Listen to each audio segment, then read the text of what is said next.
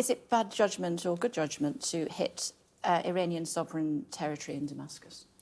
Look, that's something the Israelis decided to do. You're we not haven't asking. made a... I know, well, I'll answer the question, which is, I can completely understand the frustration the Israelis feel when they look at the Iranian Revolutionary Guard and they look at the terrible things that they have done all over the world, including the support they give to Hamas. And, of course, Hamas were responsible for October the 7th, and that is where all of this begins. So you can completely understand the frustration.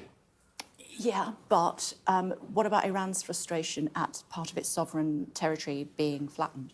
Well, I would argue there is a massive degree of difference between what Israel did in Damascus and, as I said, 301 weapons being launched by the state of Iran at the state of Israel. For the first time, a state-on-state attack. 101 ballistic missiles, 36 cruise missiles, 185 drones. That is a degree of difference. Yeah. And I think a reckless and dangerous thing for Iran to have done. And I think the whole world can see all these countries that have somehow wondered, well, you know, what is the true nature of Iran? It's there in black and white. What would Britain do if a hostile nation flattened one of our consulates? Well, we would take the very strong action.